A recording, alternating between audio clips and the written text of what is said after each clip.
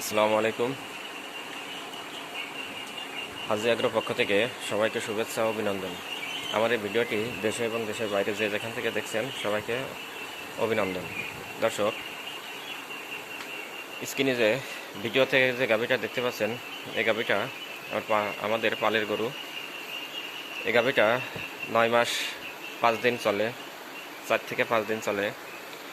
আর 3-4 দিনের মধ্যে হয়তো বা আল্লাহ দিলে বাচ্চা দিবে। গরুটার দুধের রেকর্ড 22 লিটার লাস্ট ইলেকট্রেশনে। এবার হয়তোবা ইনশাল্লাহ আরও বাড়বে। ভিডিওটার মূল উদ্দেশ্য হচ্ছে আপনাদের দেখানোর জন্য বেশি দুধের গাভী সাধারণত যখন বাচ্চা দেওয়ার সময় হয়ে যায় উলানের শেপটা কেমন হয় সেটা দেখানোর জন্যই মূলত এই ভিডিওটা করা। আমি বাস্তব অভিজ্ঞতা থেকে যা পাই সেটা আপনাদের সঙ্গে শেয়ার করি। তো আপনারা অবশ্যই একটু মনোযোগ সহকারে দেখবেন এবং বোঝার চেষ্টা করবেন।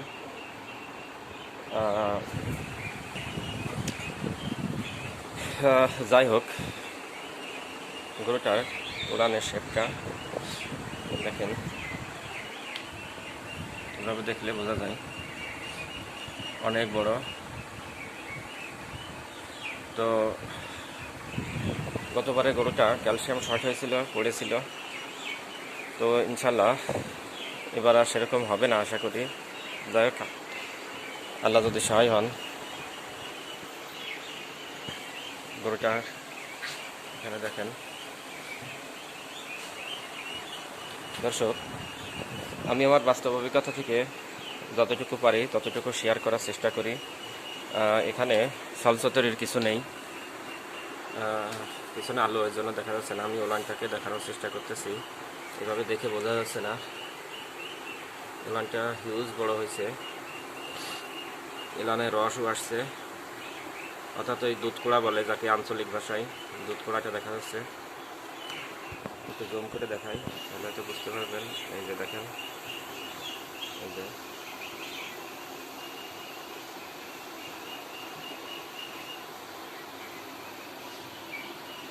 দেখেন পালানটা হিউজ বড়। তো যাই হোক, আমার গাভীটার জন্য দোয়া করবেন, গাভীটার জন্য সুস্থভাবে বাচ্চা ডেলিভারি দেয় এবং ডেলিভারি হয়। দেখেন, অবশ্যই আমার গাভীটার জন্য দোয়া করবেন। একটু টেনশন কাজ করে। গতবার এই গাভীটা ক্যালসিয়াম শর্ট হয়ে টানা 3 দিন পড়েছিল, খাওয়া নেই দাওয়া নেই। মানে কী যে একটা মানসিক টেনশন। আমি চাই না যে কারোর এরকম একটা ক্ষতি হোক বা কারোর গরু এরকম হয়। খামারের হিসাবে আমি এটা কখনোই কামনা করি না। তো দর্শক দেখেন,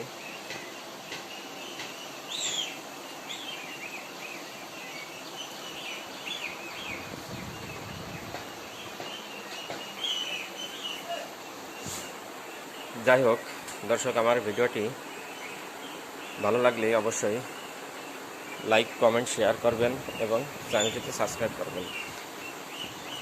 আমার চ্যানেলে যে দর্শক আছেন তারা অবশ্যই আমাকে সাপোর্ট দিয়ে যাচ্ছেন। আমার চ্যানেল টুকটুক করে গ্রো হচ্ছে।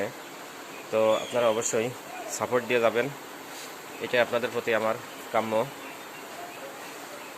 তো যাই হোক, সবাই ভালো থাকবেন, সুস্থ থাকবেন, সেটাই কামনা। আর গরুর বাচ্চা ডেলিভারি হওয়ার সময় যদি সম্ভব হয় ভিডিও দেব অবশ্যই। আর অবশ্যই আপনারা আমার গাভীটার জন্য দোয়া করবেন যেন সুস্থভাবে বাচ্চা ডেলিভারি হয়। ভালো থাকবেন, সুস্থ থাকবেন। আসসালামু আলাইকুম।